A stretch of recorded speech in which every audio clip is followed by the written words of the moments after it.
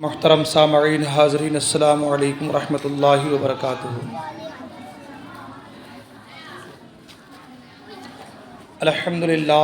الحمدللہ وکفا، سلام علی عبادہ الذین اصطفیٰ، اما بعد فاعوذ باللہ من الشیطان الرجیم، بفضلک بسم اللہ الرحمن الرحیم، قل لا اسألکم علیہ اجرا الا المودۃ فی القربى، آمنت باللہ صدق اللہ المولانا العلی العظیم وصدق رسولہ النبی الامین الامی المکین المتین المبین الرؤوف الرحیم الکریم۔ خطبہ مسنونہ کے بعد میں نے جس آیہ مبارکہ کو تلاوت کرنے کا شرف حاصل کیا ہے، آیت مبارکہ کی روشنی میں کچھ باتیں عرض کرنے سے پیشتر آئیے آپ اور ہم سب مل کر سب سے پہلے تاجدار مدینہ، راحت قلب و سینہ، معطر پسینہ، فیض گنجینہ، باعث نزول سکینہ، نبی الانبیاء، رسولوں کے پیشوا، ہادی السبل، ختم الرسل، مولائے کل احمد مجتبی، محمد عربی روح فدا صلی اللہ تعالی علیہ وسلم کی بارگاہ میں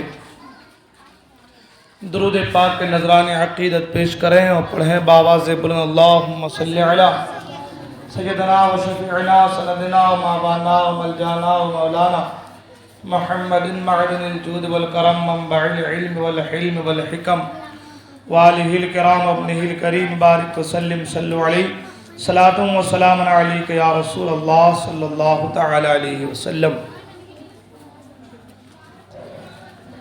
منقبت امام حسین رضی اللہ تعالیٰ عنہ کے کچھ اشعار پیش کرنے کی سعادت حاصل کر رہا ہوں، توجہ کا طالب ہوں، توجہ کے ساتھ سماعت فرمائیں۔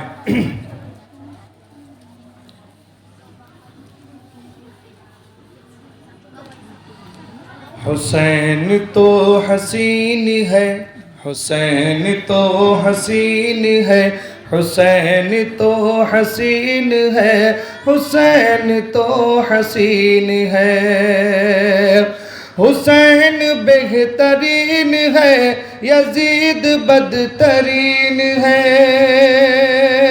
حسین بہترین ہے، یزید بدترین ہے، یہی میرا یقین ہے، حسین تو حسین ہے، حسین بہترین ہے، یزید بدترین ہے، یہی میرا یقین ہے، حسین تو حسین ہے، یہی میرا یقین ہے، حسین تو حسین ہے۔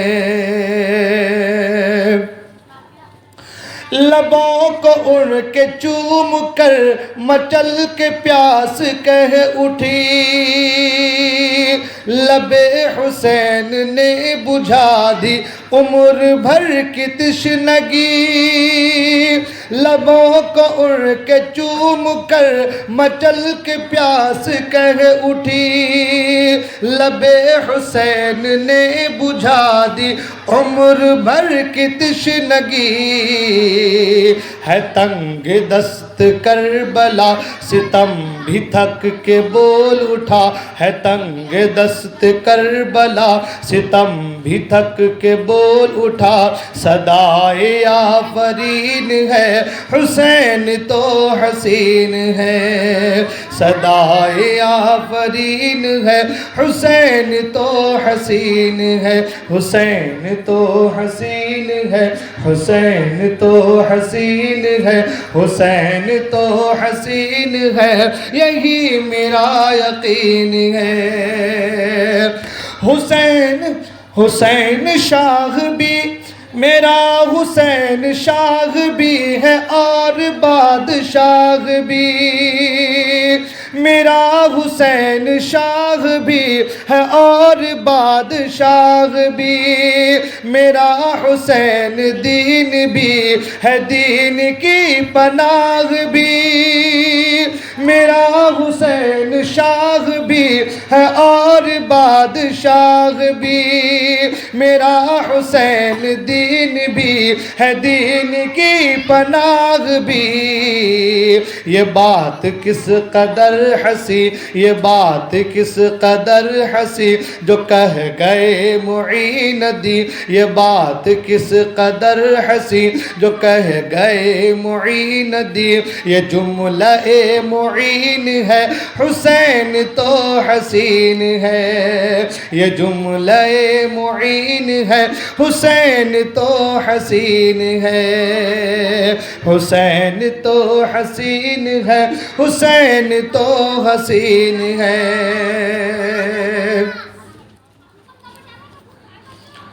اور رضا بھی فکر آج، رضا بھی فکر آج بھی ہے گونجتی گلی گلی، حسن حسین پھول ہے تو فاطمہ ہے ایک کلی، رضا کا فکر آج بھی ہے گونجتی گلی گلی، حسن حسین پھول ہے تو فاطمہ ہے ایک کلی، اسی سے جان لو میاں یہ بات مان لو میاں، اسی سے جان لو میاں یہ بات مان لو میاں، یہ بات کچھ مہین ہے حسین تو حسین ہے، حسین تو حسین ہے، حسین تو حسین ہے، حسین تو حسین ہے، یہی میرا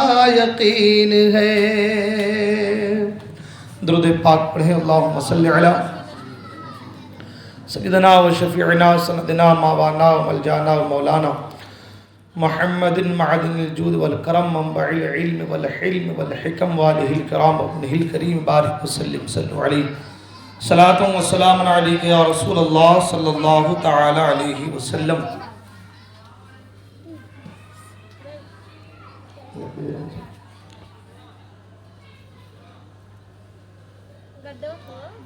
آج محرم الحرام شریف کے جو سالانہ مجلس ہوتی ہے اس کی آج یہ 5ویں شب ہے، اور الحمدللہ علی کل حال کہ آج کے اس مقدس شب میں ہم کو اور آپ کو بات کرنی ہے، سننی ہے، سنانی ہے شہنشاہ کربلا، تاجدار کربلا، سید الشہداء، راکب دوش مصطفیٰ، نواسہ رسول، امام علی مقام، امام حسین رضی اللہ تعالیٰ عنہ کی۔ حضرات محترم، کل اہل بیت اطہار کے حوالے سے کچھ باتیں ہوئی۔ حضرت سیدہ طیبہ طاہرہ عابدہ زاہدہ راکعہ ساجدہ سیدہ فاطمہ زہرا رضی اللہ تعالیٰ عنہ کے حوالے سے کچھ باتیں ہوئی۔ کچھ باتیں ہم اور آپ آج کے اس نشست میں شہنشاہ کرب و بلا کے حوالے سے سماعت کریں گے۔ آج جمعہ میں بھی شان اہل بیت پر گفتگو ہوئی۔ بلا شبہ اہل بیت اطہار کا مقام و مرتبہ، ان کی رفعت و بلندی، ان کا مقام اتنا بلند و بالا ہے کہ اللہ تبارک و تعالیٰ نے قرآن مجید میں ان سے محبت کرنے کو واجب قرار دے دیا، یعنی قرآن میں حکم دے دیا کہ نبی کی آل سے محبت کی جائے۔ اب جب قرآن میں آ گیا کہ نبی کی آل سے محبت کرنی ہے تو پھر ہماری اور آپ کی ذمہ داری بن جاتی ہے کہ ہم اور آپ نبی کی آل سے بے پناہ محبت کریں، اس لیے کہ کائنات عالم میں یہی وہ لوگ ہیں جو سب میں نمایاں ہیں۔ سوچنے والی بات یہ ہے کہ صحابہ اکرام نے اپنا سب کچھ قربان کیا، تن من دھن سب قربان کیا دین کے لیے، تو آخر کیا ایسی بات ہے اہل بیت اطہار میں کہ جن سے محبت کرنے کو لازم قرار دے دیا گیا ہے؟ کن خصوصیات، کن فضائل اور کن محاسن اور کن کمالات کی بنا پر اہل بیت اطہار کی محبت کو ہم پر لازم قرار دے دیا؟ تو حضرات محترم، کچھ ایسی خصوصیات ان میں ہیں اہل بیت اطہار میں، نبی کی آل میں، نبی کے خاندان والوں میں، گھرانے والوں میں کچھ ایسی خصوصیات ہیں جو عام لوگوں میں، عام انسانوں میں پائی نہیں جاتی، اور یہی وہ خصوصیات ہیں کہ جن کی وجہ سے وہ ممتاز ہیں۔ یہی ایک چیز اگر ہم اور آپ سمجھ گئے تو ہم اور آپ کو معلوم ہو جائے گا کہ بے شک ان میں اور ہم میں بڑا فرق ہے۔ آج جیسا کہ آپ لوگ جانتے ہیں، نہ جانے کیا کا نعرہ لوگ دیتے نظر آ رہے ہیں، کیا کیا باتیں آج گردش کر رہی ہیں کہ معاذ اللہ نبی تو ہماری طرح ہے نا، نبی ہمارے بڑے بھائی کی طرح ہیں، جیسے ہم انسان ہیں، کھاتے پیتے ہیں، اللہ کے بندے، وہ بھی اللہ کے بندے ہیں، مگر ان کو یہ نہیں معلوم کہ بے شک وہ بھی کھاتے پیتے ہیں، چلتے پھرتے ہیں، اللہ کے بندے ہیں، مگر اللہ کے بندوں میں فرق ہے۔ اللہ کے ہر بندے ایک جیسے مقام و مرتبے کے نہیں ہے۔ بعض کو بعض میں افضلیت خصوصیت کی بنا پر، بعض کو بعض میں مقام و مرتبہ عطا کیا گیا ہے، جس کی وجہ سے بعض سے افضل ہیں۔ قرآن مجید میں اللہ تعالیٰ ارشاد فرماتا ہے، یا ایتھا النفس المطمئنہ ارجعی الی ربکی راضیۃ مرضیہ، اے لوگو نفس مطمئنہ حاصل کرو، اطمینان والی نفس حاصل کرو، راضیۃ مرضیہ، اس مقام پر پہنچو کہ جس مقام پر پہنچنے کے بعد اللہ تم سے راضی ہو جائے اور تم اللہ سے راضی ہو جاؤ۔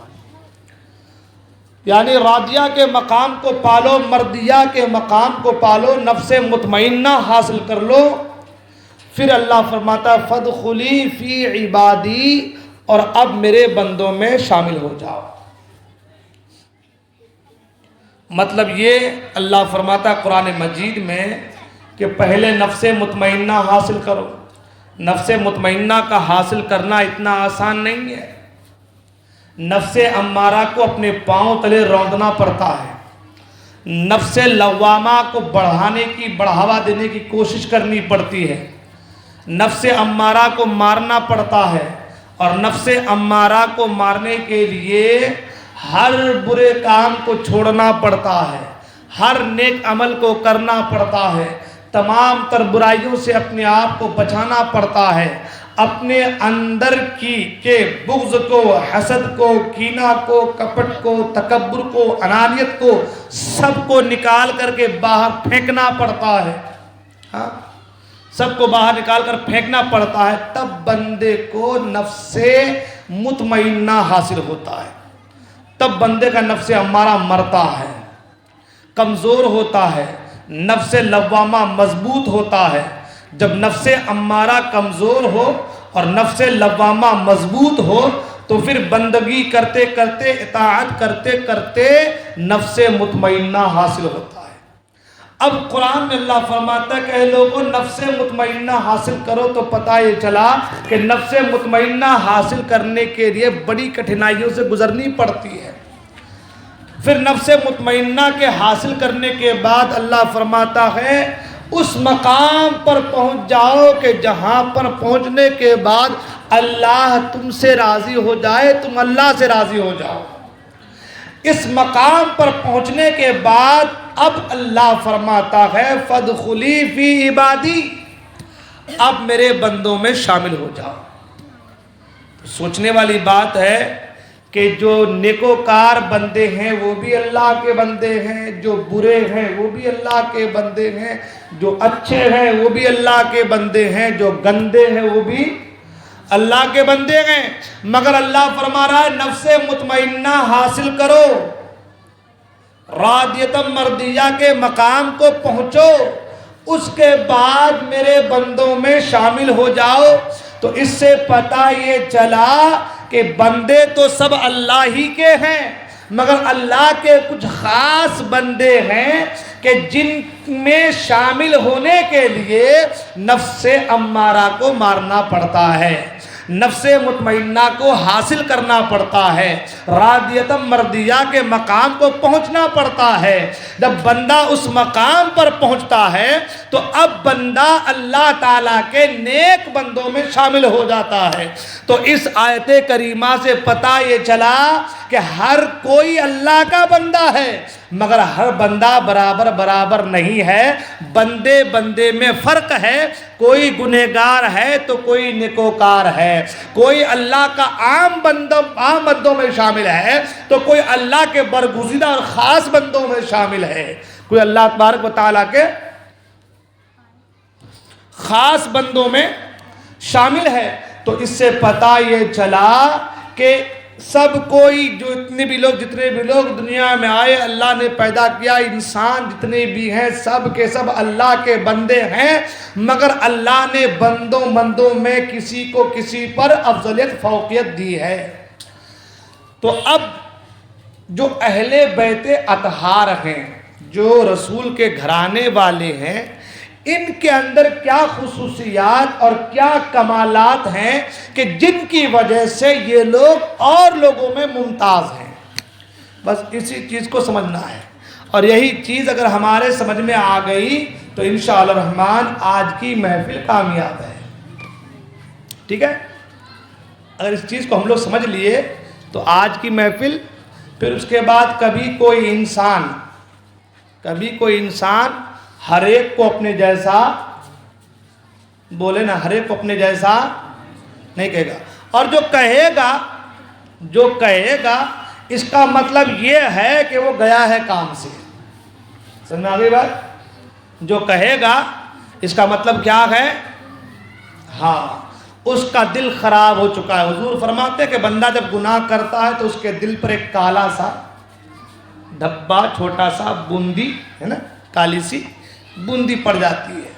پھر اگر وہ نیک عمل کرے تو وہ دھل جاتی ہے، نیک عمل نہ کرے، گناہ کرے تو پھر ایک اور لگ جاتی ہے، پھر گناہ کرے تو ایک اور لگ جاتی ہے، پھر گناہ کرے تو ایک اور لگ جاتی ہے، پھر دھیرے دھیرے بوندی لگتے پورا دل کالا ہو جاتا ہے۔ اور جب پورا دل کالا ہو جاتا ہے تو اب اسے اچھی بھی بات بتاؤ تو بری لگنے لگتی ہے، ہاں، اب بری بات اسے اچھی لگنے لگتی ہے۔ جیسے کہ آج اگر آپ جو ہے کسی کو اچھی بات بتا کہ بھائی وہاں مت جانا، گناہ کا کام ہے، تو کیا کہتے ہیں؟ جا رہے بہت بولنے والا آیا تو، ہمارے باپ دادا کرتے ہوئے آئے ہیں، ہم نہیں کریں گے کیا؟ ہے کہ نہیں ہے؟ وجہ کیا ہے؟ وجہ یہی ہے کہ دل، ہاں، اور اگر دل صاف ہوگا نا، ایمان کی چمک ہوگی، ایمان کی حلاوت ہوگی، ایمان کی روشنی ہوگی، تو پھر قرآن نے کہا یہ قل جاء الحق وزہق الباطل ان الباطل کان زہوقا، حق آیا اور باطل مٹ گیا۔ تو اگر اچھے کرم ہوں گے، دل صاف ہوگا تو اچھی باتیں بھلی لگنے لگیں گی، اچھی لگنے لگیں گی، بندہ اس پر عمل کرے گا۔ اور اگر دل کالا ہو جائے تو اچھی باتیں بھی بری لگنے لگیں گی۔ تو آج ہم اور آپ جو ہے اہل بیت اطہار کے کچھ خصوصیات کے بارے میں گفتگو کریں گے۔ کن کے بارے میں گفتگو کریں گے؟ کچھ خصوصیات، کن خصوصیات کی وجہ سے، کس وجہ سے وہ لوگ اور لوگوں میں ممتاز ہے، بہتر ہے، افضل ہے، اس کے بارے میں گفتگو کریں گے۔ انشاءاللہ الرحمن ایمان تازہ ہو جائے گا۔ آواز نہیں کرنا، بیٹھ جاؤ، آرام سے قریب آ کے بیٹھ جاؤ۔ کیا فرق ہے ان میں اور ہم میں؟ وہ بھی اللہ کے بندے ہیں، ہم بھی اللہ کے بندے ہیں، وہ بھی ماں کے پیٹ سے دنیا میں آئے، ہم بھی ماں کے پیٹ سے دنیا میں آئے، انہوں نے بھی ایمان لایا، ہم بھی ایمان لائے، وہ بھی کلمہ پڑھتے ہیں، ہم بھی کلمہ پڑھتے ہیں، وہ بھی نماز پڑھتے ہیں، ہم بھی نماز پڑھتے ہیں، وہ بھی روزہ رکھتے ہیں، ہم بھی روزہ رکھتے ہیں، وہ بھی زکوٰۃ، وہ بھی حج کرتے ہیں، ہم بھی حج کرتے ہیں، وہ بھی نیک اعمال کرتے ہیں، ہم بھی نیک اعمال کرتے ہیں، مگر ایسی کون سی وہ بات ہے کہ جن باتوں کی وجہ سے اللہ تعالیٰ نے ان کی محبت کو ہمارے اوپر لازم قرار دے دیا؟ تو نمبر ایک پر جو خصوصیتوں میں جو نمبر ایک پر چیز ہے وہ ہے زکوٰۃ۔ کیا ہے وہ؟ کیا ہے؟ زکوٰۃ۔ ہاں، زکوٰۃ اگر آپ مالک نصاب ہیں تو زکوٰۃ آپ پر فرض ہے نا؟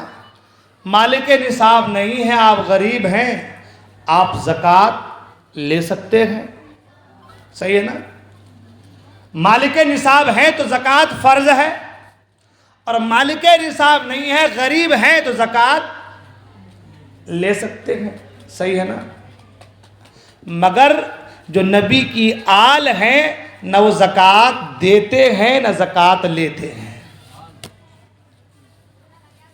ہماری بات؟ زکوٰۃ کیا ہے؟ زکوٰۃ ہے کیا؟ فرض ہے نا؟ زکوٰۃ کیا ہے؟ فرض ہے کہ نہیں ہے؟ قرآن میں ذکر آیا کہ نہیں آیا؟ جب زکوٰۃ فرض ہے تو اگر کوئی زکوٰۃ کا انکار کرے تو کیا ہوگا؟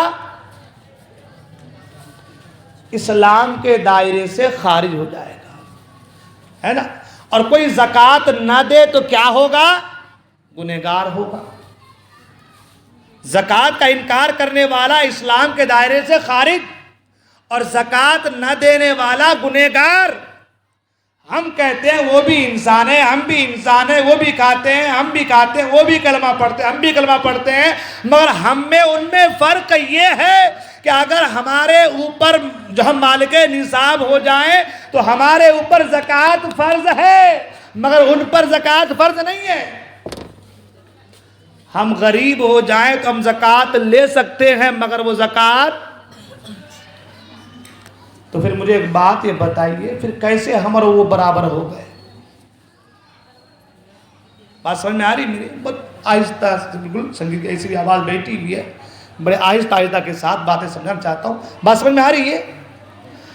کس زبان سے ہم کہہ دیں کہ وہ اور ہم برابر ہیں، جب امتی کے برابر نہیں ہے تو امتی نبی کے برابر کیسے ہو جائے گا؟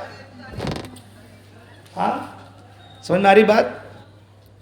جب امتی کے برابر نہیں ہے تو امتی نبی کے برابر کیسے ہو جائے گا؟ مسلم شریف میں ہے، حضرت عبد المطلب بن ربیعہ رضی اللہ تعالیٰ عنہ سے روایت ہے کہ رسول کریم صلی اللہ تعالی علیہ وسلم نے فرمایا کہ زکوٰۃ کے مال لوگوں کی میل ہے، لوگوں کی میل ہے۔ زکوٰۃ کے مال زکوٰۃ جو ہے، زکوٰۃ کی جو مال ہے وہ کیا ہے؟ لوگوں کی میل ہے، اور وہ محمد اور آل محمد یعنی بنی ہاشم کے لیے جائز نہیں۔ وہ بنی ہاشم کے لیے حضور کے اس کلام میں اللہ اکبر بہترین تشبیہ ہے کہ آپ نے زکوٰۃ کو اوساخ الناس فرمایا، یعنی لوگوں کی میل، اس لیے کہ فرمایا کہ وہ ان کی آلودگیوں کو پاک کر لیتی ہے۔ قرآن مجید میں اللہ ارشاد فرماتا ہے خذ من اموالہم صدقۃ تطہرہم وتزکیہم، میرے محبوب ان کے مال میں سے زکوٰۃ لو، اس زکوٰۃ کے ذریعے انہیں پاک و صاف کر دو۔ قرآن میں کیا فرمایا اللہ نے؟ میرے محبوب ان کے مال سے زکوٰۃ لو، اور جب آپ ان کے مال سے زکوٰۃ لوگے تو وہ پاک و صاف ہو جائیں گے۔ کیا ہو جائیں گے؟ یعنی زکوٰۃ یہ مال کی میل ہے۔ زکوٰۃ کیا ہے؟ مال کی میل ہے۔ تو تو جس مال سے میل نکلے وہ چیز آل محمد کے لیے گوارا نہیں ہے. بات سمجھ میں آ رہی ہے؟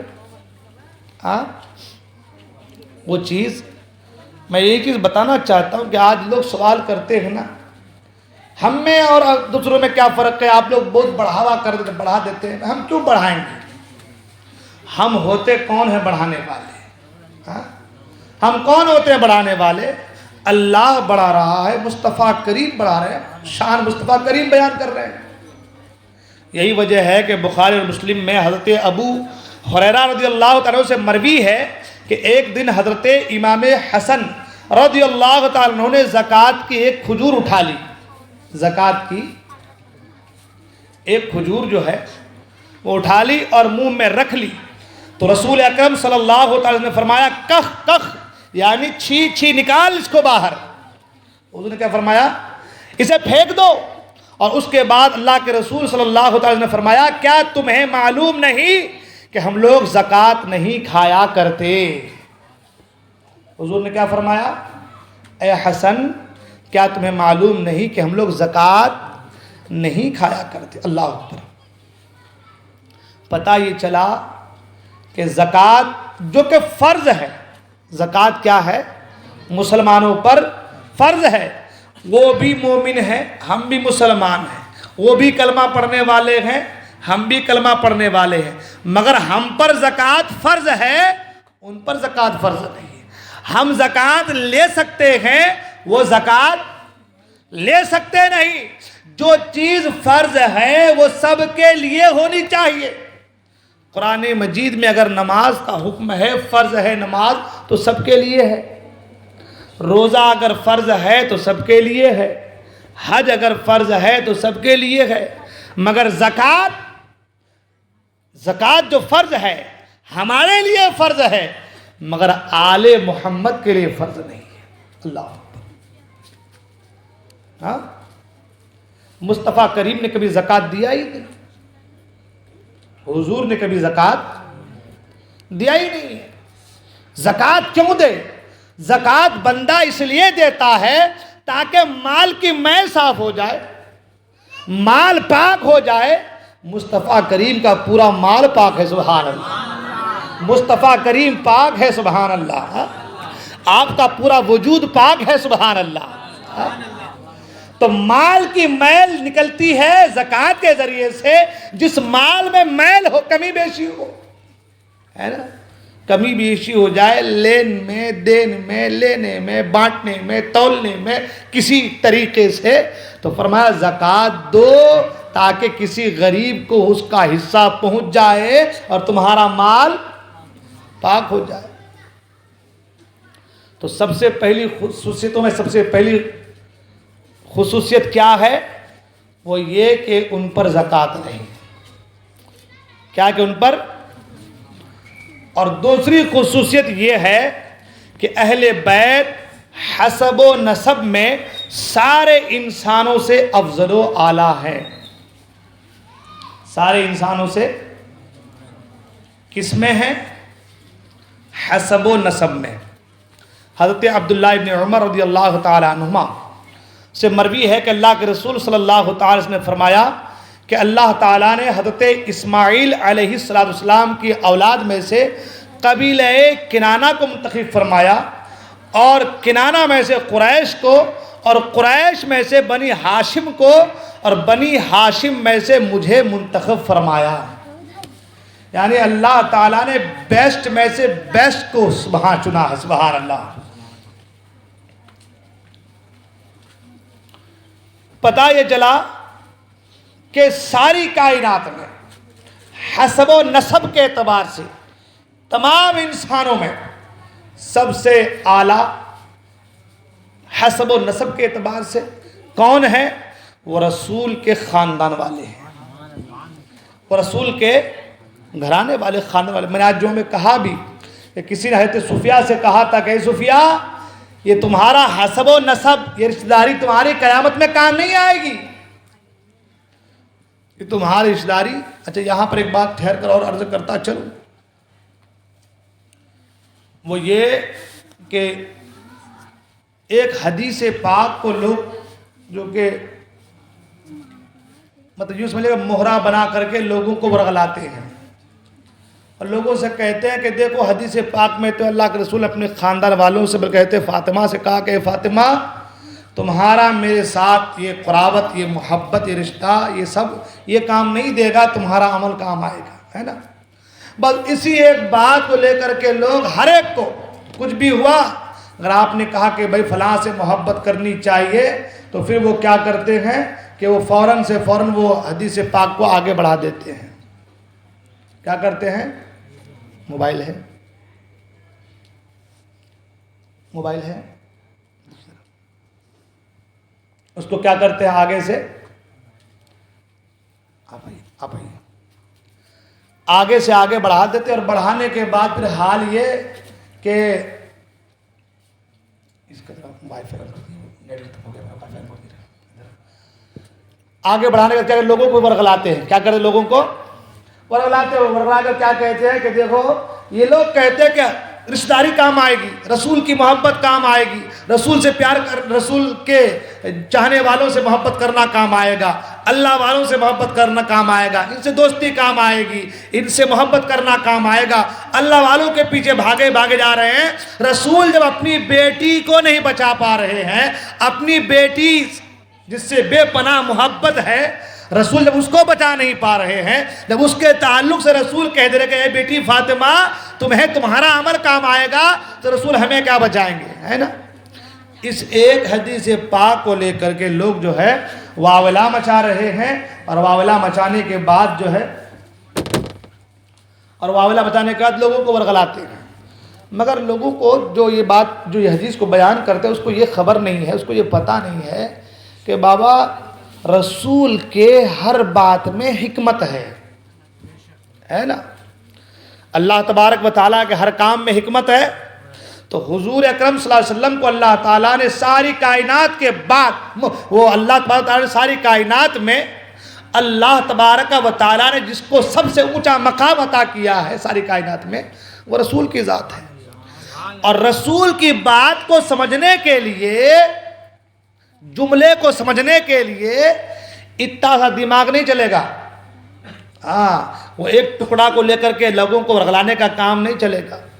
اس لیے کہا گیا، قرآن کے حوالے سے پہلے سن لیں، قرآن کے تعلق سے کہا گیا ہے نا کہ یہ قرآن بہت لوگ اسی کو پڑھ کر جو ہے گمراہ بھی ہو گئے اور اسی کو پڑھ کر راہ راست پر آ گئے۔ وجہ کیا معلوم ہے؟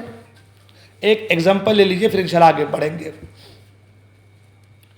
ہم لوگ پڑھتے ہیں آیت الکرسی، پڑھتے ہیں نا؟ آیت الکرسی یاد ہے نا؟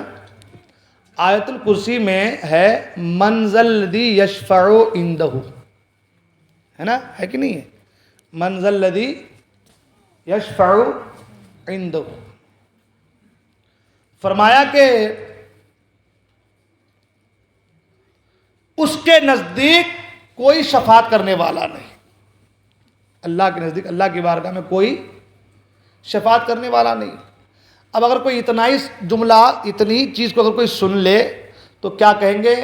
اللہ کی بارگاہ میں کوئی شفاعت کرنے والا ہے ہی نہیں۔ تو قرآن کہہ رہا ہے، کون کہہ رہا ہے؟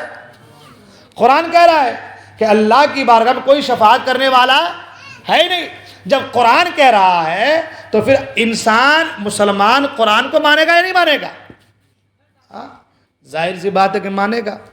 تو جب قرآن کہہ رہا ہے کہ اللہ کے نزدیک کوئی شفاعت کرنے والا نہیں ہے، اب قرآن پہ ہم کو عمل کرنا ہے، تو اب ہم کیا کریں گے؟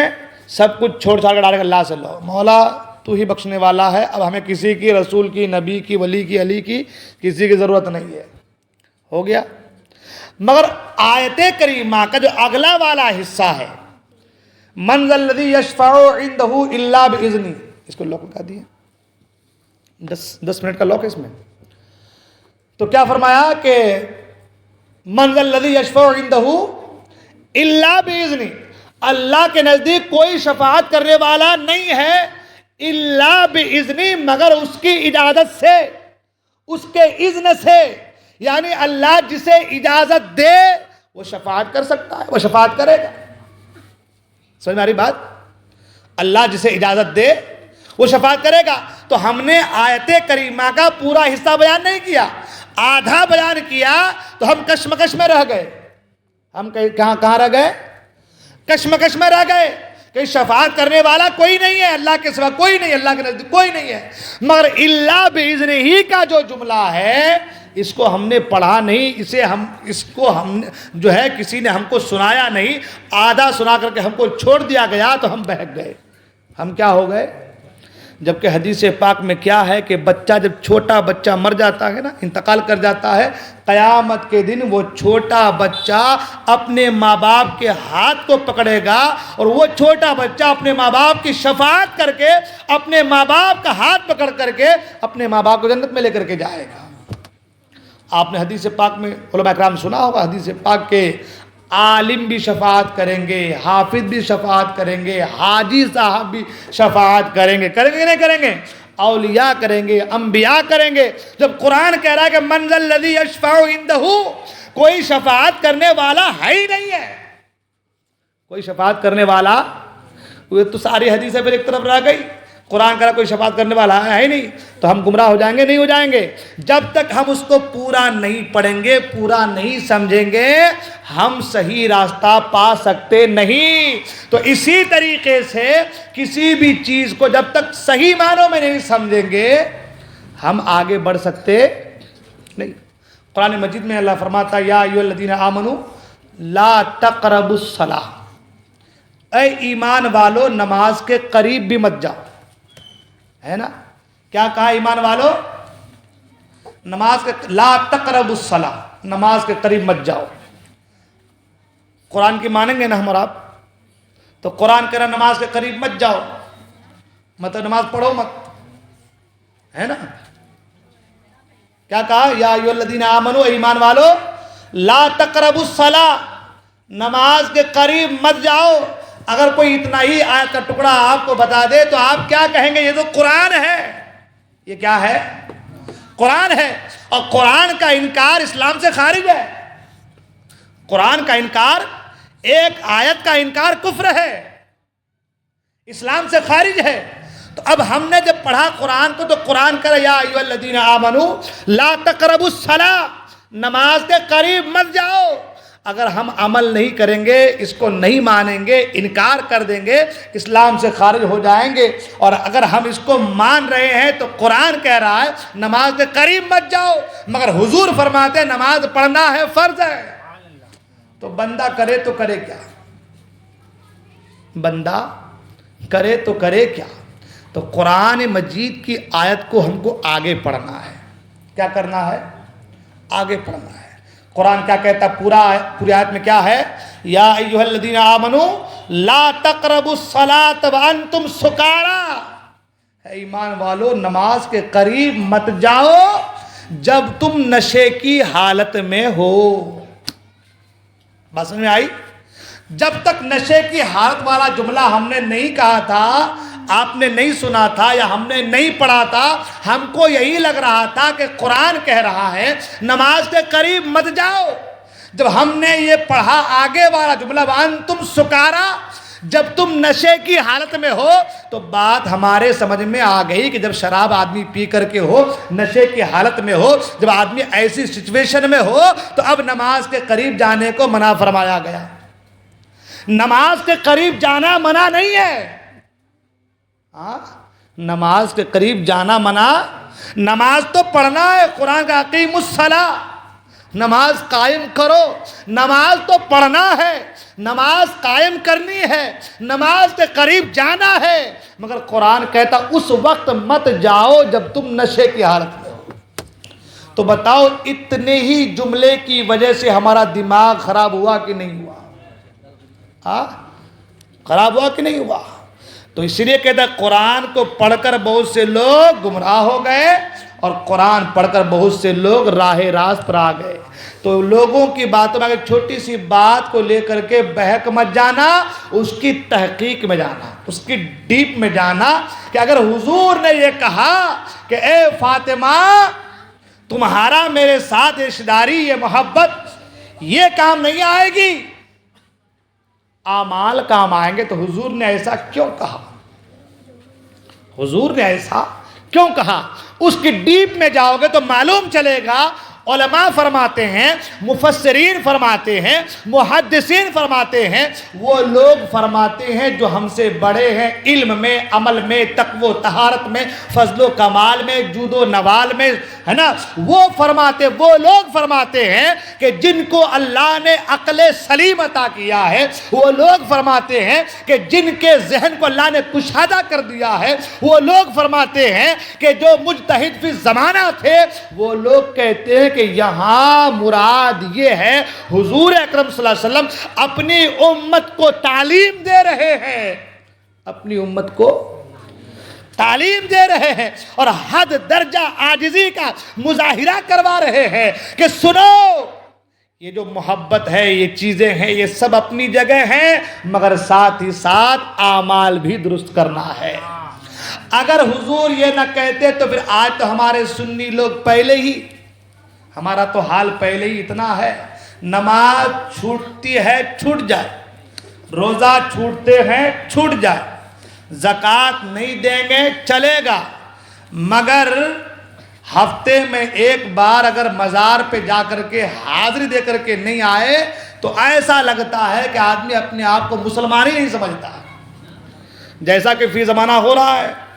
آج کسی کو بھی ہم وہابی کہہ دیتے ہیں، کہتے ہیں نا، کس لیے کہہ دیتے ہیں کہ مزار پہ نہیں جاتا وہ، فاتحہ نہیں پڑھتا وہ، حالانکہ مزار پہ جانا فرض یا واجب تو نہیں ہے، فاتحہ کرنا فرض یا واجب تو نہیں ہے، لیکن ہاں ابھی کے دور میں حالات حاضرہ کے تحت وہ شعائر سنیت ہے، وہ کیا ہے؟ شعائر سنیت ہے، حق ہونے کی نشانی ہے، سچ ہونے کی نشانی ہے، اس لیے علماء نے اس پہ زور دیا، اس لیے علماء نے اس پہ زور دیا حالات حاضرہ کے تحت۔ مگر اگر کوئی آدمی رسول کو مانے، اللہ کو مانے، قرآن کو مانے، سنت پر چلے، اللہ والوں سے سچی محبت کرے، بزرگوں سے عقیدت رکھے، فاتحہ کے، میلاد کے، درود کے، سلام کا قائل ہو، اسے ناجائز و حرام نہ سمجھے، وہ سنی ہے نا، اور جو اس کو ناجائز سمجھتا ہے، حرام سمجھتا ہے، وہی گیا گزرا ہے نا، کہتے ہیں مر گیا مردود فاتحہ نہ درود، تو وہ مردود آدمی ہے، وہ کیا ہے؟ مردود ہے۔ تو کہنے کا مطلب کیا ہے کہ ہم کسی بھی چیز کو بہت زیادہ شدت کے ساتھ اس کو لے لیتے ہیں۔ حضور نے ہماری تعلیم فرمائی، اور کس کے ذریعے سے؟ اس کے ذریعے سے تعلیم فرمائی جس کے بارے ہم سنتے ہیں کہ حضور نے کہا فاطمہ میرے جگر کا ٹکڑا ہے۔ تشبیہ دی تو ایسے سے دی تاکہ ذہن کے آپ گینے میں بات رچ جائے، بس جائے کہ جس سے مجھے بے پناہ محبت ہے، جب اس کے حوالے سے میں کہہ رہا ہوں کہ اے فاطمہ تمہارا عمل کام آئے گا، تو جو میرے قریب ہے اس کے تعلق سے میں عمل کے بارے میں اتنا زیادہ زور دے رہا ہوں، تو اے میرے چاہنے والوں تمہیں کس قدر عمل کرنا چاہیے۔ تو ہمارے اور آپ کی تعلیم کے لیے مصطفیٰ کریم صلی اللہ علیہ وسلم نے یہ بات بیان کی، مگر افسوس یہ ہے کہ لوگ اسی بات کو لے کر کے واویلا مچاتے پھر رہے، ہاں اسی بات کو لے کر کے۔ مگر آئیے قرآن سے پوچھتے ہیں کہ محبتیں کام آئے گی یا نہیں آئے گی۔ پہلے بھی اس آیت کے تحت گفتگو ہو چکی ہے، اللہ فرماتا ہے الاخلاء یومئذ بعضهم لبعض عدو الا المتقین، سارے رشتے ناتے دوستیاں سب ختم ہو جائیں گے، قرآن کہہ رہا ہے الا المتقین، نیک لوگوں کا رشتہ کام آئے گا، اللہ والوں کا رشتہ کام آئے گا، متقیوں کا رشتہ کام آئے گا۔ قرآن کہہ رہا ہے متقیوں کا رشتہ، اللہ والوں کا رشتہ، نیک لوگوں کا رشتہ کام آئے گا۔ تو جب قرآن کہہ رہا کہ متقیوں سے محبت، متقیوں کا رشتہ، متقیوں کی دوستی کام آئے گی، تو بتاؤ حسین اعظم متقی ہے کہ نہیں ہے؟ حسن مجتبیٰ متقی ہے کہ نہیں ہے؟ فاطمہ زہرا متقی ہے کہ نہیں ہے؟ علی مرتضیٰ متقی ہے کہ نہیں ہے؟ ارے یہ تو وہ نفوس قدسیہ ہے کہ اللہ بارش برساتا ہے تو ان کے صدقے برساتا ہے، اللہ زمین سے اناج پیدا کرتا ہے، ہریالیاں نکلتی ہے، پیڑ پودے میں پھل لگتے ہیں، یہ سارا کچھ صدقہ اگر کسی کا ہے تو وہ اہل بیت اطہار کا صدقہ ہے۔ وہ وقت کے غوث کا، وقت کے غوث، جو وقت کا غوث ہوتا ہے وہ نظام کو چلاتا ہے، باطنی نظام کو۔ یہ دنیاوی نظام کو چلانے کے لیے کیا کون لوگ ہوتے ہیں؟ امیر لوگ، کبیر لوگ، رئیس لوگ، بڑے لوگ۔ حالات حاضرہ میں پی ایم ہے نا، سی ایم ہے، منسٹر ہے، یہ لوگ نظام کو چلاتے ہیں۔ پہلے کے دور میں بادشاہ تھے، وزراء تھے، حکماء تھے، امراء تھے، وہ لوگ چلاتے تھے، نواب لوگ تھے چلاتے تھے، ہے نا۔ تو ایک ظاہری نظام کو چلانے کے لیے یہ لوگ ہیں، اور جو ظاہری نظام کو چلاتے ہیں، مثال کے طور پر آپ کے یاول میں بارش نہیں ہو رہی ہے، زمین بنجر ہو گئی ہے، اور آپ کے یاول میں کوئی نواب صاحب، کوئی امیر، کوئی حکیم، بڑے جو ہے رئیس آدمی ہے جو پورے یاول کو سنبھالے ہوئے ہیں، بارش نہیں ہو رہی ہے تو وہ کیا کر سکتا ہے؟ بارش کے لیے کیا کر سکتا ہے؟ زیادہ سے زیادہ دعا کر سکتا ہے نا۔ بارش برسا نہیں سکتا، بارش برسانے کی طاقت، بارش کرنے کی طاقت اس کے اندر نہیں ہے، کیونکہ وہ ظاہری نظام کو چلاتا ہے۔ کس کو کیا چاہیے، کس کو کیا لگے گا، کس کو دال چاہیے، کس کو روٹی چاہیے، کس کو مکان چاہیے، کس کو کپڑا چاہیے، کس کو دکان چاہیے، ضرورتوں کو پوری کرتا ہے، کس کے جھگڑے ہیں کیا ہے وہ ساری جگہ پوری کرتا ہے۔ لیکن بارش جو ہوتی ہے تو یہ جو نظام قدرت جو مخفی ہے، اس کو چلانے والی بھی ایک ذات ہے، اس کو چلانے والی بھی ایک ذات ہے، اور اسی کو وقت کا غوث کہتے ہیں۔ ہاں، اس پر بڑی پھر باتیں ہو سکتی ہے، لوگ سوال کر سکتے ہیں یہ کیسا، اللہ نہیں چلاتا؟ میں کہا بے شک چلانے والی ذات اللہ کی ہے۔ چلانے والی ذات کس کی ہے؟ اللہ کی ہے۔ مگر اللہ تعالی اس نظام کائنات کو چلانے کے لیے کسی کسی کو مامور کر دیا ہے۔ جیسے کہ روح قبض کرنے کے لیے کون ہے؟ زور سے بولیں، یاد ہے آپ لوگوں کو؟ روح قبض کرنے کے لیے کون ہے؟ اسرائیل علیہ السلام۔ سور پھونکیں گے کون؟ اسرافیل علیہ السلام۔ رزق کن کے ذریعے ہے؟ میکائیل علیہ السلام۔ انبیاء کی بارگاہ میں آتے کون؟ جبرائیل علیہ السلام، ہے کہ نہیں ہے؟ مگر دیکھا جائے تو جو کچھ بھی دیتا ہے وہ کون دیتا ہے؟ موت کون دیتا ہے؟ زندگی کون دیتا ہے؟ سب کچھ تو اللہ ہی دیتا ہے۔ قرآن میں ہے، اللہ فرماتا ہے قُلْ يَتَوَفَّاكُمْ مَلَكُ الْمَوْتِ الَّذِي وُكِّلَ بِكُمْ۔ موت تمہیں دیتا ہے موت کا فرشتہ۔ کون کہہ رہا ہے یہ؟ قرآن کہہ رہا ہے موت تمہیں دیتا ہے موت کا فرشتہ۔ لیکن ہم جانتے ہیں، ہمارا ایمان ہے، عقیدہ ہے کہ موت کون دیتا ہے؟ زندگی کون دیتا ہے؟ اللہ دیتا ہے۔ مگر اللہ ہی کہہ رہا ہے قرآن میں 21واں پارہ میں کہ تمہیں موت دیتا ہے موت کا فرشتہ۔ پتہ یہ چلا کہ بے شک موت تو اللہ ہی دیتا ہے، مگر روح قبض کرنے کے لیے اللہ نے اسباب پیدا فرما دیا ہے۔ اب وہ روح قبض کرتا ہے، مگر کس کے ذریعے سے؟ اسرائیل علیہ السلام کے ذریعے سے، ملک الموت کے ذریعے سے۔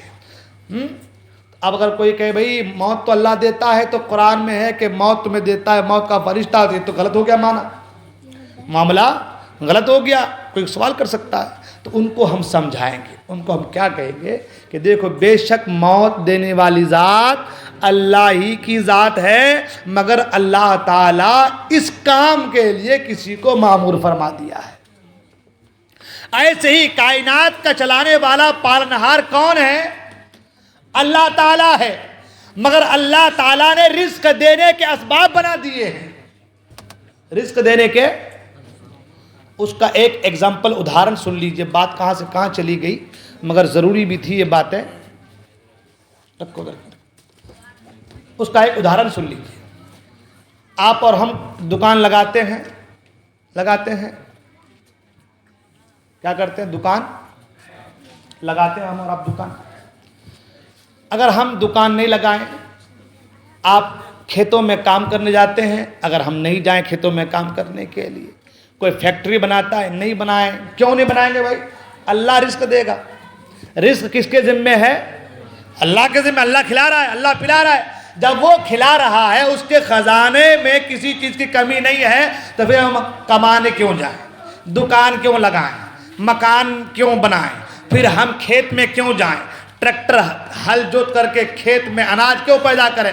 अल्लाह खिलाएगा। अल्लाह ने वादा कर रखा है कि मैंने तुम्हें पैदा किया, मैं रिस्क दूंगा।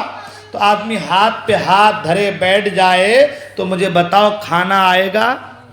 रिस्क मिलेंगी? रिस्क मिलेंगी? क्यों नहीं मिलेंगी? अल्लाह ने वादा कर रहा है रिस्क मैं तुम्हें दूंगा। तो आप कहेंगे हजरत अल्लाह ने वादा के रिस्क दूंगा, मगर अल्लाह ने क्या कहा? एक है तकदीर और एक है तदबीर। क्या है? एक है तकदीर और एक है तदबीर। रिज्क तो तुम्हें मिलेगी, मगर क्या कहा? तदबीर करो, हाथ पांव चलाओ, कमाओ, दुकान लगाओ, रिश्ते हलाल तलाश करो, अच्छे काम करो, खुद भी खाओ, दूसरों को भी खिलाओ। तो पता क्या चला? एक है तकदीर और एक है तदबीर। कोई तकदीर पर भरोसा करके बैठे रहे, भूखा मर जाएगा।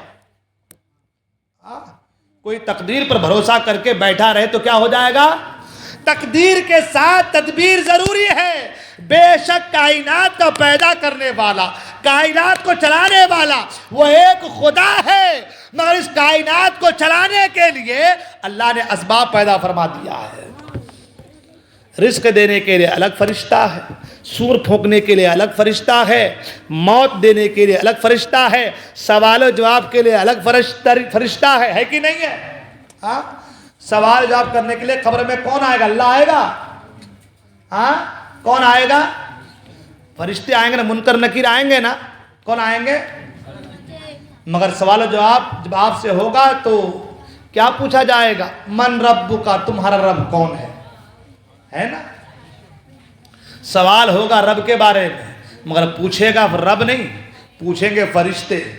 वहां पर भी मामूर कर दिया गया किसी ना किसी को, है ना?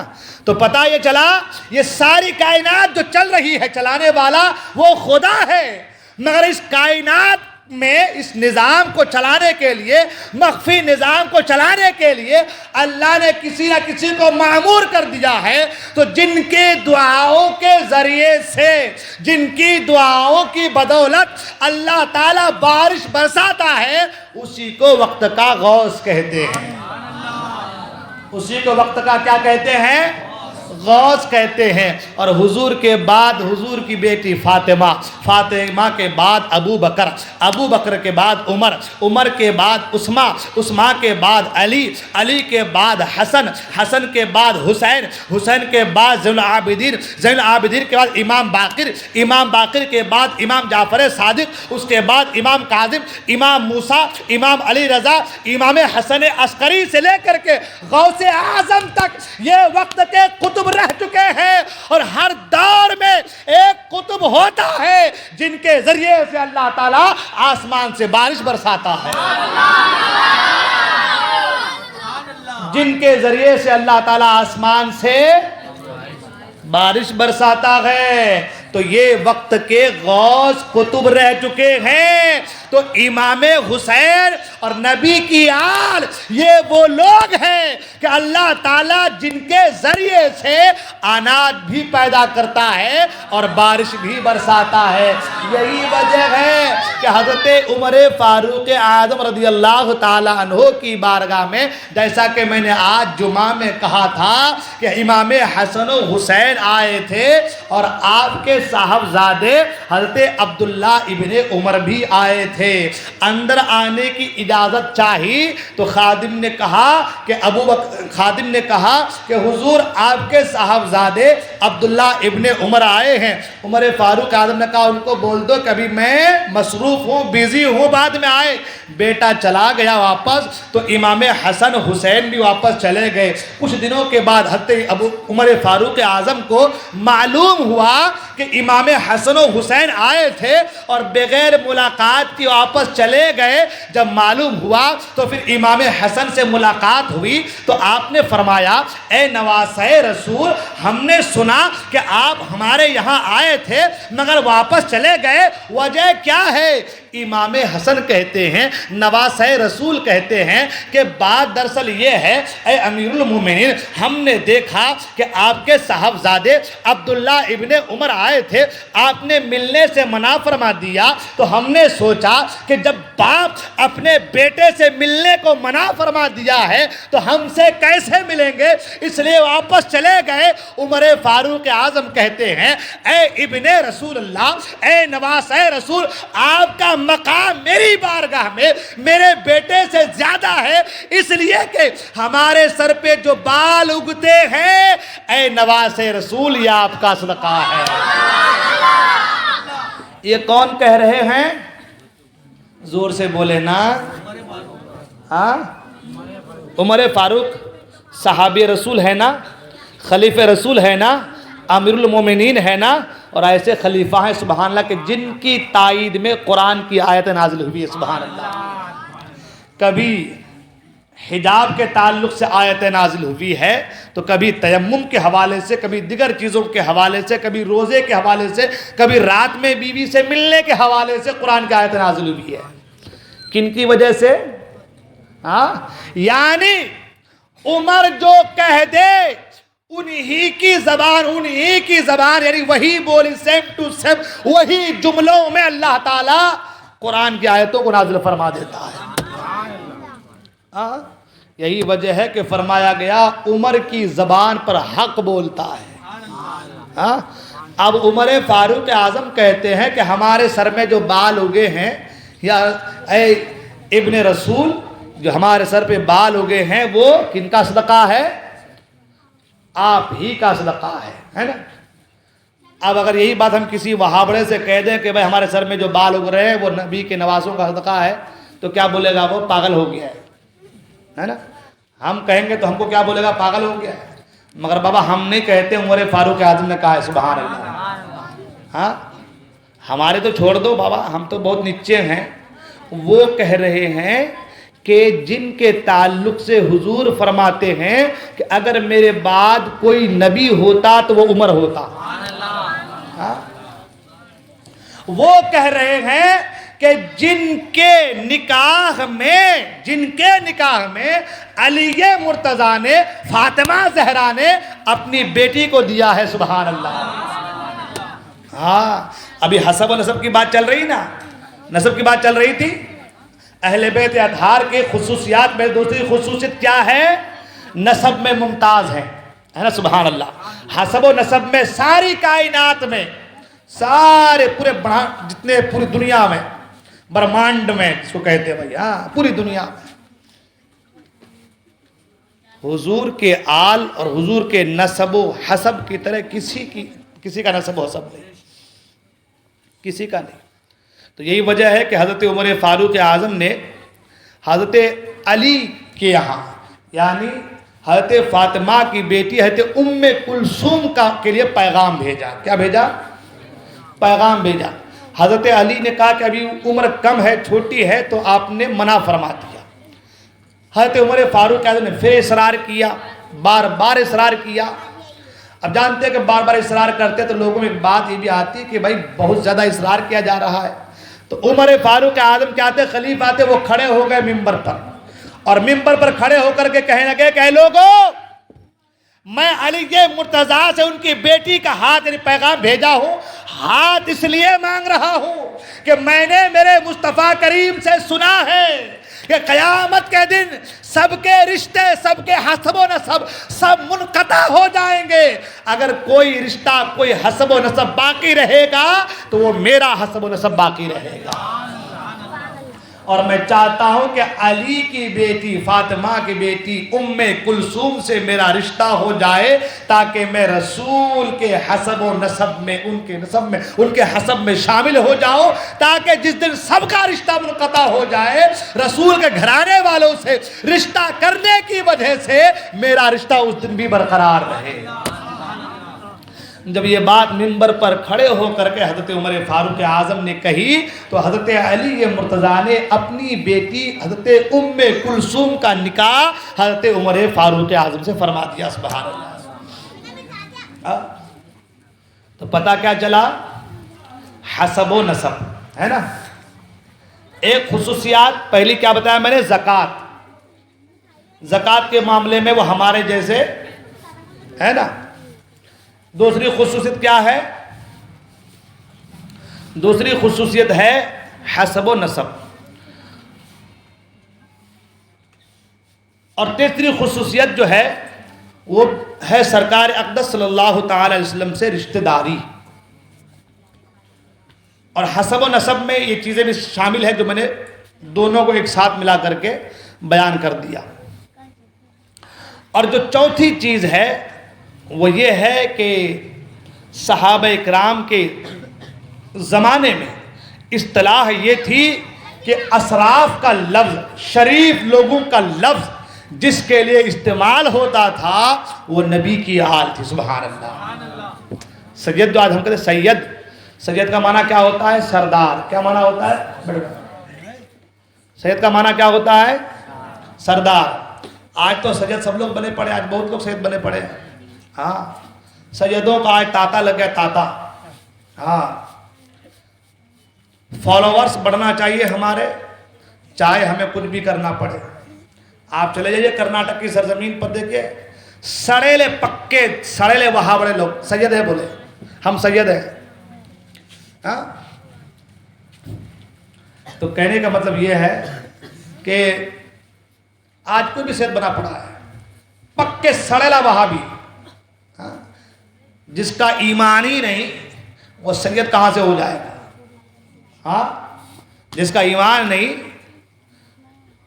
اور جب ایمان نہیں تو چاہے وہ 1000 بار اپنے آپ کو سید کہہ لے، نہ اس کی تعظیم ہے نہ وہ سید کہلانے کے لائق ہے نا. یہ بڑی بات آج بہت زیادہ پھیل جا رہی ہے.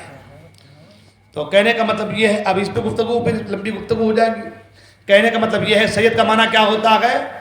سردار. کیا معنی ہوتا ہے؟ یہ جملہ صرف اور صرف اہل بیت نبوت کے فرد کے لیے بولا جاتا تھا، حضور کے آل کے لیے بولا جاتا تھا.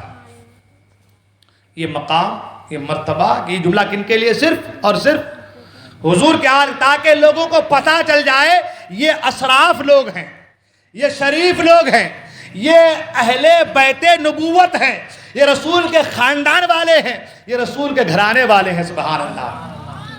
اب اگر ایرا گہرا نتھو کھیرا کوئی بھی سید اپنے آپ کو کہے بن جائے تو وہ اپنی ماں کو گالی دیتا ہے. وہ کیا کہ اپنی ماں کو گالی دیتا ہے، اپنی ماں کو گالی دینا ہے. ہاں اپنا حسب و نسب بدلنا ہے. ہاں تو سید جو جملہ ہے یہ تعظیم والا جملہ ہے. کون سا جملہ ہے؟ ادب والا جملہ ہے، اشراف لوگوں کے لیے ہے. اور اس وقت بڑے بڑے صحابہ تھے، ابو بکر صدیق، عمر فاروق، عثمان غنی ہو، زید بن حارثہ ہو، بڑے بڑے حضرت ابو عبیدہ بن الجراح ہو، بڑے بڑے وقت کے جرنیل، سپہ سالار، بڑے بڑے صحابہ اکرام تھے. مگر سید کنہیں بولا جاتا تھا؟ نبی کی خاندان، نبی کے خاندان، نبی کی آل کو بولا جاتا تھا. یہ ان کی ایک خصوصیات تھی. اور ساتھ ہی ساتھ ایک خصوصیت یہ بھی تھی کہ ان کے اندر کہ اگر اہل بیت کا کوئی فرد بے عمل ہو تو بھی ان کی تعظیم کا حکم ہے. ہاں یہ چیز میں آپ کو سمجھانا چاہتا ہوں. اس کی وجہ یہ، اس کو اچھے ذرا سمجھیے. ایک ہے بے عمل ہونا اور ایک ہے بدعقیدہ ہونا. کیا ہونا؟ ہاں اگر وہ سید بھی ہے اور بدعقیدوں سے ملتا جلتا ہے اس کی کوئی تعظیم نہیں ہوگی، اس کی کوئی تعظیم. بدعقیدے سے ہاتھ ملانا ہے وہاں بڑے سے تو تعظیم نہیں ہوگی. ہاں لیکن سید ہے اور بے عمل ہے، نماز نہیں پڑھتا ہے نا، نیک عمل کی طرف راغب نہیں ہے، تو ایسے سید کی تعظیم کا حکم ہے. ہمارے یہاں اگر آدمی اعلانیہ گناہ کرے تو اس کو کہتے ہیں فاسق معلن. کیا کہتے ہیں؟ کیا کہتے ہیں؟ فاسق معلن، جو اعلانیہ گناہ کرے، دکھا کر کے گناہ کرے. مثال کے طرح جھوٹ بول رہا ہے، سب کو پتہ کہ جھوٹا آدمی ہے نا. چوری کر رہا ہے، کوئی بھی برا کام کر رہا ہے جو اعلانیہ کر رہا ہے، تو اس شخص کو کیا کہتے ہیں؟ فاسق. اب اس کے پیچھے نماز ہوگی، اس کو امام بنانا گناہ ہے. اس کو امام بنانا منع ہے، اس کو امام بنانا گناہ ہے. ان کے پیچھے نماز نہیں ہے، ان کی نماز مکروہ تحریمی واجب الاعادہ ہے نا. ان کی نماز واجب الاعادہ ہے. کیوں؟ اس لیے کہ وہ بے عمل ہے اور اعلانیہ گناہ کر رہا ہے. مگر اگر کوئی سید، نبی کی آل، نبی کے خاندان کا کوئی فرد، اگر وہ بدعقیدہ نہیں ہے، بدعقیدوں سے ہاتھ نہیں ملاتا ہے، بدعقیدوں سے رشتہ داری نہیں کرتا ہے، وہ بے عمل ہے، تو علماء فرماتے ہیں کہ بے عمل ہونے کی وجہ سے ان کی جو تعظیم ہے، جو ان سے محبت ہے، جو ان کی تعظیم کا حکم ہے، وہ ان سے چھینا نہیں جائے گا. بے عمل ہونے کی وجہ سے ان کی تعظیم کو رد نہیں کیا جائے گا، بلکہ ان کی تعظیم کا حکم دیا جائے گا، ہے نا. تو پتہ کیا چلا کہ یہ خصوصیات جو ہے صرف اور صرف کن میں ہے؟ اہل بیت اطہار میں. کن میں ہے؟ اہل بیت اطہار میں. اور بھی بہت ساری خصوصیات ہیں. اس میں سے ایک آخری بات، خصوصیت بہت زیادہ ہے، آخری بات وہ یہ کہ اہل بیت اطہار وہ سب کے سب حضرت فاطمہ کی اولاد ہونے کے باوجود حضور کی اولاد کہلاتے ہیں.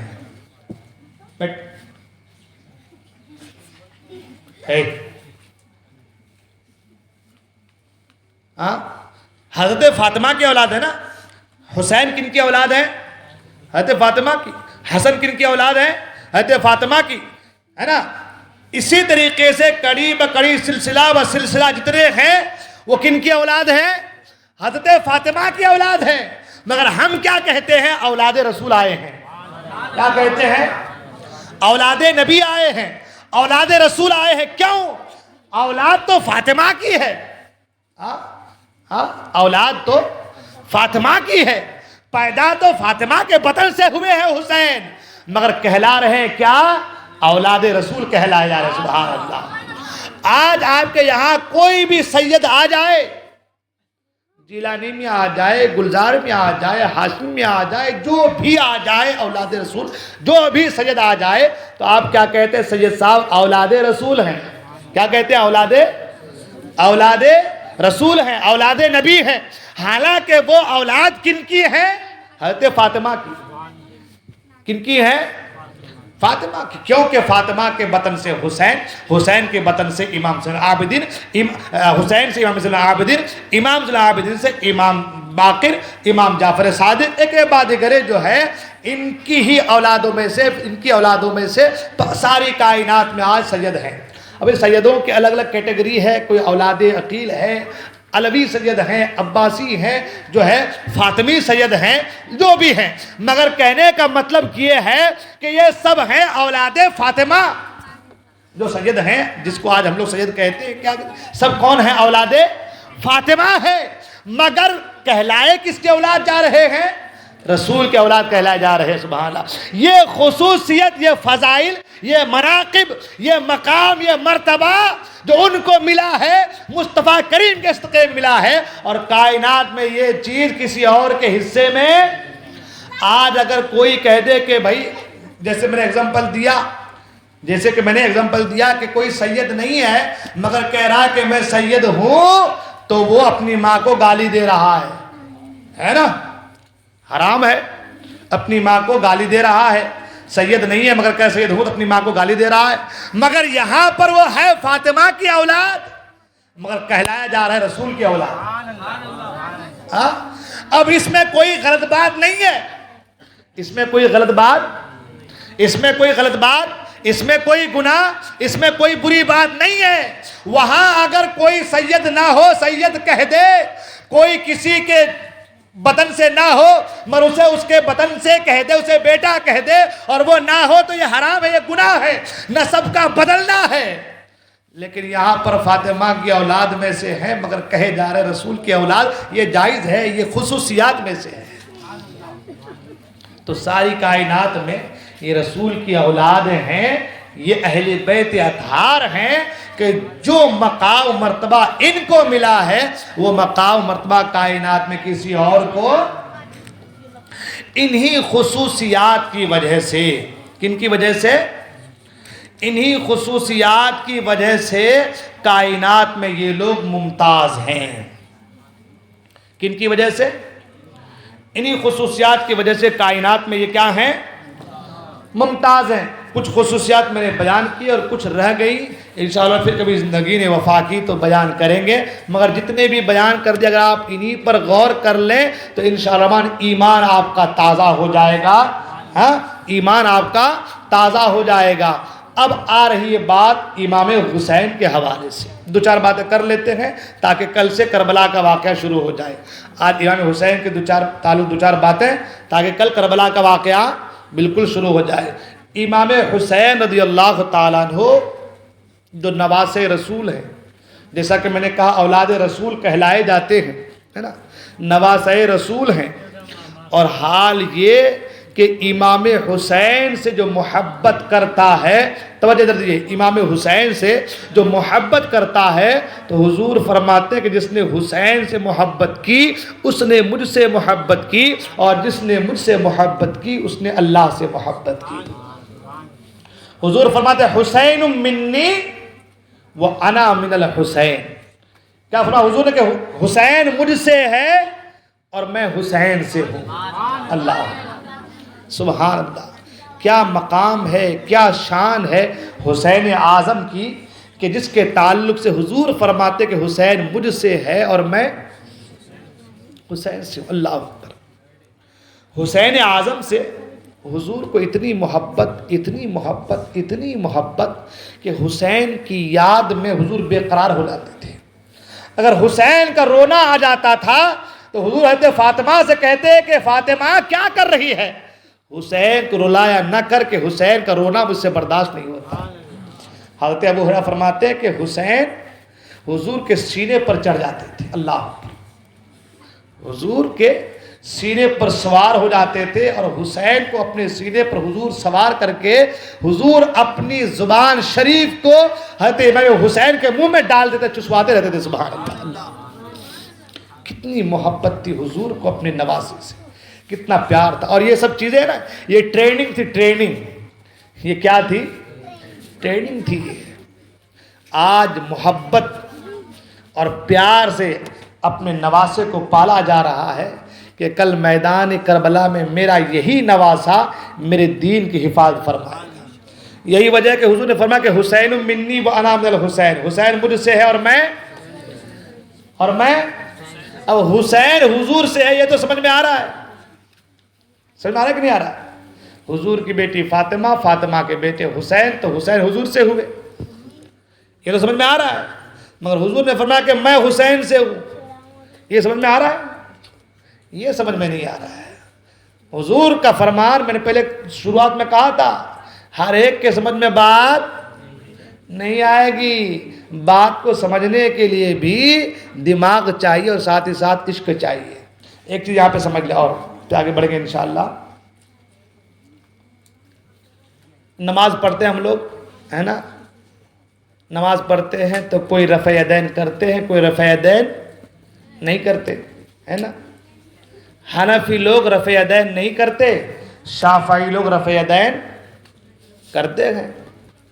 तो शाफ़ई भी हक पर है ना, इमाम शाफ़ई के मानने वाले वो भी हक पर हैं। इमाम कितने हैं? फ़िक़्ह के इमाम कितने हैं? 4 है ना। और चारों में से जो जिसको फॉलो करता है, मानता है, वो हक पर है। इमाम आज़म अबू हनीफ़ा हैं, इमाम इदरीस शाफ़ई रहमतुल्लाह ताला अलैह हैं, इमाम अहमद बिन हम्बल है, इमाम मालिक है। जो इमाम अहमद बिन हम्बल को फॉलो करे वो हम्बली है, जो इमाम मालिक को फॉलो करे वो मालिकी है, جو امام شافعی کو فالو کرے وہ شافعی ہے، جو امام اعظم ابو حنیفہ کو فالو کرے وہ حنفی ہے نا؟ تو چاروں امام حق پر ہے۔ تو اب حنفی لوگ رفع یدین نہیں کرتے، شافعی لوگ رفع یدین کرتے ہیں، تو کیا ہم ان کو غلط کہیں گے؟ ہم کہیں گے کہ وہ حق پر نہیں ہے؟ تو پھر یہ کیسا معاملہ کہ بھائی ایک آدمی رفع یدین کر رہا ہے، ایک آدمی رفع یدین نہیں کر رہا ہے، آپ جو رفع یدین کر رہا ہے اس کو بھی حق پر کہہ رہے ہیں، جو رفع یدین نہیں کر رہا ہے آپ ان کو بھی حق پر کہہ رہے ہیں، یہ کیسا معاملہ؟ اس کو سمجھنے کے لیے حضور کے جملے کو سمجھنا ہے۔ حضور نے فرمایا نماز ایسی پڑھو جیسے مجھے پڑھتا ہوا دیکھ رہے ہو، ہے نا؟ کیا فرمایا حضور نے؟ نماز ایسی پڑھو جیسے مجھے پڑھتا ہوا دیکھ رہے ہو۔ اب جس نے جیسی پڑھتا ہوا دیکھا اسی پر عمل کیا، ہے نا؟ جس نے جیسی پڑھتا ہوا دیکھا اسی پر عمل کیا، اور ان سے جو جس طریقے سے حدیث لیتے گئے وہ اسی بات پر عمل کرتے چلے گئے۔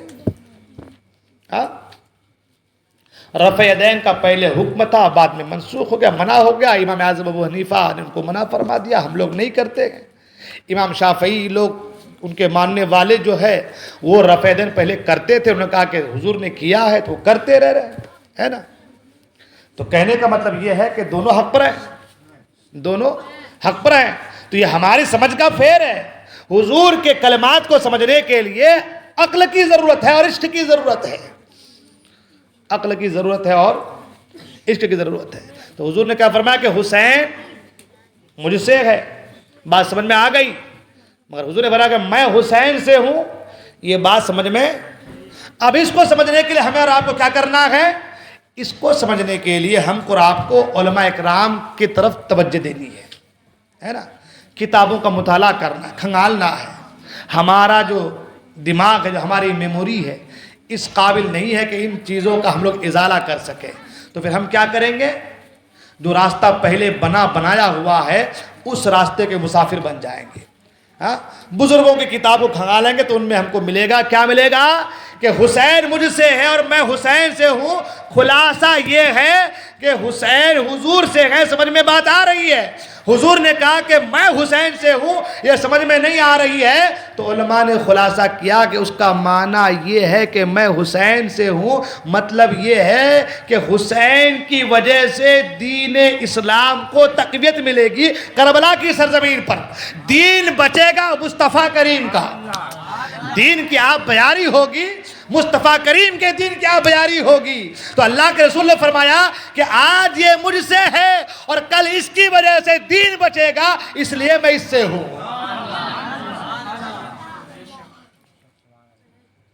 بات سمجھ میں آئی؟ ہاں بات سمجھ میں آئی؟ اب بتاؤ کہ حسین کا مقام کیا ہے؟ سبحان اللہ۔ ہاں، اور یہی وجہ قرآن مجید اللہ نے فرمایا رضی اللہ عنہم ورضوا عنہ۔ صحابہ اکرام کے تعلق کیا فرمایا؟ رضی اللہ عنہم ورضوا عنہ، یہ اللہ سے راضی ہیں اور اللہ ان سے راضی ہے۔ سوچنے والی بات ہے کہ یہ اللہ سے راضی ہیں، سمجھ میں آ گئی بات؟ صحابہ اکرام اللہ سے راضی ہے، بات سمجھ میں آ گئی، مگر اللہ کا یہ فرمانا کہ ورضوا عنہ، رضی اللہ عنہم، اللہ ان سے راضی ہے، ورضوا عنہ، اور یہ بھی اللہ سے راضی ہیں۔ تو بندہ ہر لمحہ چاہتا ہے کہ اللہ کی رضا مل جائے، اللہ کی رضا حاصل ہو جائے، مگر اللہ کیا فرما رہا ہے کہ اللہ ان سے راضی ہے، یہ بھی اللہ سے راضی ہے۔ دنیا میں کون سا ایسا بندہ ہے جو یہ کہے گا کہ میں اللہ سے راضی نہیں ہوں؟ کوئی کہہ سکتا ہے؟ کوئی کہہ سکتا ہے؟ اللہ کی اتنی نعمت اللہ کی اتنی نعمتوں کا ہم استعمال کرتے ہیں۔ ایک ایگزامپل دوں، اتنی نعمتوں کا ہم استعمال کرتے ہیں، ساری زندگی اگر ہم ان نعمتوں کا شکریہ ادا کرتے رہے تو بھی، توجہ دیتے بچوں ہے،